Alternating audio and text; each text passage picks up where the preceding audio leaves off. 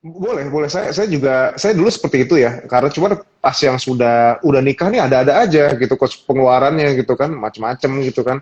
Nah jadi kita nggak bisa sembarangan juga untuk kita langsung masukin ke instrumen keuangan di situ karena walau kejadian ketika lagi butuh kita lagi butuh misalnya lagi butuh mendadak nih ibaratnya ada yang perlu diperbaiki nih dari rumah ya sementara duit kita di reksadana pasar uang kan T+2 ya jadinya pencairannya nunggu 2 hari lagi nanti gimana kalau kita butuhnya pada hari itu juga gitu jadi memang kalau memang kita masih single ya kita langsung langsung deposit ke reksadana atau kemana gitu untuk sementara waktu atau ke RDN ya nggak masalah cuman ketika sudah nikah nih, nah ini hati-hati nih, kadang-kadang banyak pengeluaran yang tak terduga itu sendiri. Nah, seharusnya sih gini ya, karena ketika kita single kita udah kebiasaan dengan investasi, kita udah kebiasaan top up demi kita mengeluari kebocoran di pengeluaran itu, seharusnya ketika kita udah berumah tangga kita lebih mindful gitu dalam memperlakukan uang itu sendiri. Jadi benar-benar kita manfaatkan buat hal-hal yang kita inginkan setelah yang kewajiban dan kebutuhannya terpenuhi gitu sih coach ya.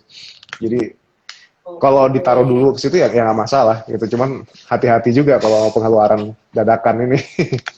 Kebijakan ini ya teman-teman yang perlu tetap harus antisipasi. Jadi misalnya tiba-tiba bannya bocor, nggak ada cash, nah itu kan juga bahaya. Nah, Tukang tambal bahaya. bannya pakai e-money, nah itu juga Pakai money. teman-teman. Nah, ini aku ada pertanyaan nih, Coach. Karena kita tadi Ada, bahas silakan. nikah, terus ternyata kalau berumah tangga pengeluaran dana daruratnya bisa cukup banyak. Ada pertanyaan, kalau THR Ya, dibuat nikah, boleh nggak ya, Coach? Jadi dialokasikan semuanya buat nikah. Kira-kira gimana tuh? ya, ya bisa aja gitu. Cuman permasalahannya gini ya, apa namanya nikah itu kan sebetulnya yang berat itu kan di resepsinya ya, sama di adat-adatnya itu ya yang berat di situ. Kalau teman-teman mau buat cuman kayak di KUA gitu, kalau buat yang Muslim ya atau di catatan sipil gitu, cuman akad sebatas kayak akad dan atau pemberkatan dan udah gitu aja ya nggak masalah gitu. Cuman sekarang permasalahannya adalah gini, kalau mau nikah itu kan memang kehidupan setelah pestanya yang harus dipertimbangkan gitu dan sebelumnya adalah persiapan dan setelahnya itu gitu. Jadi mau dipakai seluruhnya ya monggo gitu kalau kalau emang mau. Cuman kalau mau disisakan buat nanti kebutuhan kedepannya entah itu mungkin buat beli aset dan lain sebagainya juga silahkan gitu ya. Bebas sih tergantung dari kesehatan finansial teman-teman nih gimana. Oke. Nah, kalau dikatakan sehat, kira-kira kalau gimana nih, Coach? Kesehatan finansial. Kalau kita dikatakan sehat tuh kalau mungkin aset kita atau utang kita atau apa nih yang mungkin perlu dilihat oleh teman-teman semuanya. Oke, pertama mungkin dari segi cash flow dulu ya, kalau kita katakan sehat, kalau dia punya surplus kas bersihnya itu 10% dari pemasukan, itu dia sehat ya di situ. Terus kalau dari segi utang, selama cicilannya dia di bawah 30%, ini kalau kita masih bicara cash flow ya, di cicilan di bawah 30%, dia masih sehat.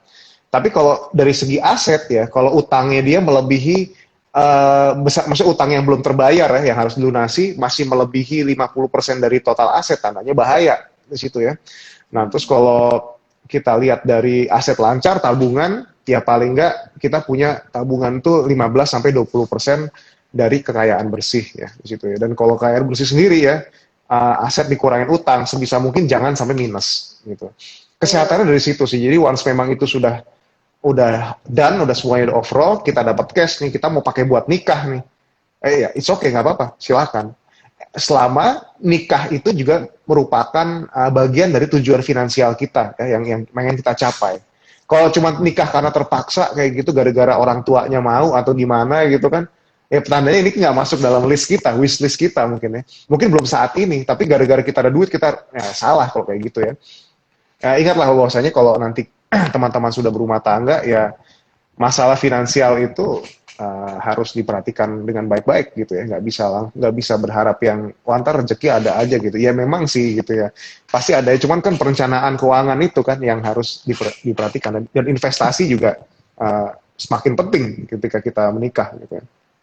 Benar, benar, benar. Jadi menikah juga Gitu, masuk dalam selain tujuan hidup, masuk dalam tujuan finansial ya teman-teman. Karena nikah juga butuh. betul. Nah, kalau di Nah KUA ya gitu, ada biaya sedikit, nggak sebanyak kalau kita sedikit. resep kelihatannya ya. Jadi ya mungkin Iya betul. budgeting juga buat teman-teman semuanya. Kalau misalkan THR-nya tadi mau dialokasiin buat nikah, monggo boleh semuanya, tapi tetap harus diperhitungkan kembali after nikahnya. After Nanti nikahnya. gimana? Karena yang penting adalah after nikahnya. Resepsinya cuma sehari, nikahnya yang berhari-hari, Mending, teman-teman. mending sehari, cuma berapa jam doang. Oh iya, udah. Berapa jam doang, tapi biayanya segitu kan. Biayanya bisa bisa dibeliin BPCA berapa lot itu. Oh, iya. Berarti bisa ya kalau misalkan duit belum mau nikah tahun ini, mungkin nikahnya 3-5 tahun lagi, ya udah duit alokasiin ke saham kayak banking yang cukup defensif. Nah, itu bisa teman-teman seperti itu. Terus ada pertanyaan lanjutan di coach terkait mungkin ada komentar terkait dengan P2P lending nih coach. Ada Apa? misalkan udah dibagi. Tadi ada dibagi Oke. investasi, kemudian mungkin investasinya ada ke reksadana, ada ke obligasi pemerintah. Kemudian Ya. kalau ke lending, kalau dari Coach Akbar view-nya gimana nih? Oke, P2P lending menarik nih ya. Saya dulu juga suka ya P2P lending ya, karena ini merupakan instrumen yang ya kasarannya kayak imbal hasil tetap gitu. Ini instrumen berbasis utang. Cuma sebetulnya ini kita belum, setahu saya ini belum bisa disebut sebagai investasi ya coach ya. Ini kita menyebutnya sebagai pendanaan di sini karena kita minjemin uang, kita lender ya di sini ya. Kita lender ke orang, ke borrowers di sini ya. P2P lending ini risikonya seperti apa? Kalau menurut saya risikonya moderat ke tinggi. Bahkan ada yang bilang ini tinggi risiko ya. Kenapa kok dibilang tinggi risiko? Pertama, kita minjemin duit ke ke orang yang kasarannya mungkin tidak layak kredit bank ya. Tidak layak di sini sebetulnya bukan tandanya dia didepak atau dia di blacklist sama bank. Enggak seperti itu. Bisa jadi tidak layak karena dia tidak masuk jangkauan perbankan besar ya. Dia karena lokasi tempat tinggalnya jauh gitu, atau dia mungkin tidak memenuhi syarat untuk kredit dalam, ya itu tadi bisa jadi yang seperti itu juga. Nah, ketika kita minjemin uang ke person-person yang seperti ini, gitu ya, risikonya kan tentunya cukup besar ya di sini ya. Apalagi lembaga si P2P lending ini sendiri dia bukan bank, artinya dia bukan peserta LPS gitu. Tapi yang bisa dimitigasi sama mereka adalah mereka pakai asuransi kredit. Ya, jadi once ini gagal bayar atau default, akan ada asuransi kredit yang bisa kita dipakai untuk untuk menggantikan modal si lender itu sendiri. Nah, apakah bagus, apakah tidak? Nah, di satu sisi saya senang P2P lending karena imbal hasilnya gede, coach ya. Bisa waktu dulu itu saya ngerasain ya imbal hasil 24% per tahun gitu ya. Oh, Saya mikir gitu ya. Iya, luar biasa. Saya 2 tahun loh itu kayak gitu. Saya mikir gitu. Saya punya saham, kayaknya saham saya malah merah mulu di zaman dulu nih. Sementara alokasi aset yang dari sini hijau terus gitu kan. Ya udah saya keep aja. Nah, tapi kekurangannya nih, nah, pajaknya. Kalau di saham kan kita udah kepotong biaya transaksi 0,1%. Kita lapor pajak PPh terutang berapa, beres. Ini kan pajaknya kita pajak penghasilan kayak gitu. Jadi kehitung progresif kan penghasilan kita berapa. Nah, itu dia yang jadi masalah. Terus habis itu banyak yang bilang, nggak usah dilaporin, mumpung belum ada undang-undangnya kayak gimana. Wah, ini yang bahaya yang kayak gini gitu. Jadi tetaplah kita harus waspada juga ya. Imbal hasil gede, pajaknya juga pajak progresif ya di situ ya, P2P lending ya. Dan risikonya juga besar di situ. Nah, kita harus perhatikan juga platform ini TKB 90-nya itu berapa persen ya, tingkat keberhasilannya itu berapa persen, terus habis itu yang kredit yang disalurkan ini untuk apa? Untuk bisnis kah atau untuk konsumtif kah? Nah, itu resikonya beda di situ. Ya. Dan pastikan karena imbal hasilnya gede, otomatis kita kadang-kadang tertarik tuh pakai uang yang lebih gede lagi, coach di situ ya. Sekali ngelangsam biar dapetnya luar biasa gitu. Cuman ya hati-hati juga, semakin besar juga resikonya gitu, coach. Itu lending ya. P2P lending. Saya biasanya nih coach menggaji 1 bulan atau sampai beberapa tahun gitu kayaknya nggak berani sih karena terlalu Ya, lama. betul. Sebetulnya deposito BPR itu juga besar ya dibanding deposito biasa ya, dan dia diawasi, dia adalah peserta LPS juga, jadi simpanannya dijamin di situ ya. Cuma dia balik lagi, kalau ternyata dia di atas suku bunga penjaminan ya LPS juga bakal mau jamin lah, kayak gitu ya, terlalu besar risikonya. Oke. Nah, kalau teman-teman di sini udah level resikonya lebih tinggi, ya berarti mending langsung invest aja ke sahamnya, ke saham-saham BI, betul, karena itu betul. lebih prospek, teman-teman bisa dapat menjadi bagian dari perusahaan tersebut karena punya hak untuk pemegang efeknya, dan teman-teman dapetin dividen serta dividen. Oke, menarik ya bahasan kita buat sore hari ini dan cukup.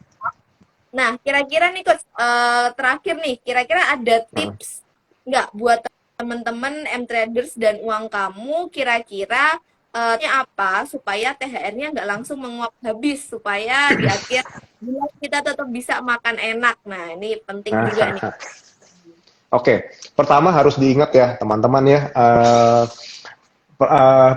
kita terima THR sekarang ya, dan habis itu Lebaran itu tanggal 2 ya atau tanggal 3 ya.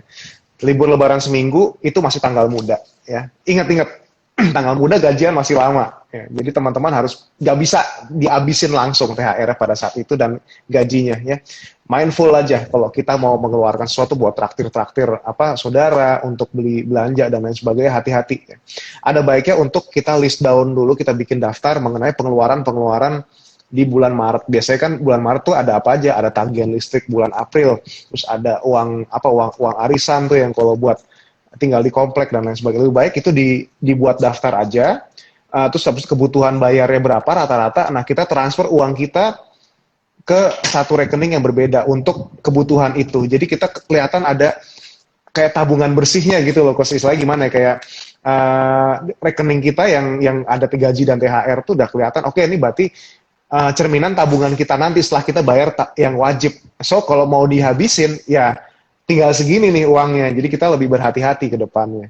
Jadi kurang lebih gitu ya. Nah, habis itu jangan lupa juga at least sisakan lah kalau kalau misalnya bisa ya 30% dari THR itu buat investasi ya, untuk jangka panjang atau buat nambah persediaan uang dingin teman-teman ya. Jadi teman-teman bisa trading dengan leluasa di sini ya. Lumayan kan kalau dapat suntikan dana lagi kan dari THR buat modal uang dingin, pasti kan nanti yang bisa dipakai semakin banyak modal, pas trading juga semakin besar keuntungan yang bisa didapatkan. Jadi pendapatan kita nambah, aset kita juga bisa berkembang di kemudian hari gitu dengan kita investasi ya.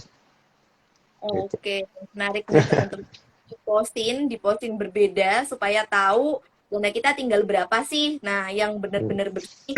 Kemudian dari THR itu setidaknya bisa dialokasikan 30% untuk ke investasi supaya Hmm. dapat modal.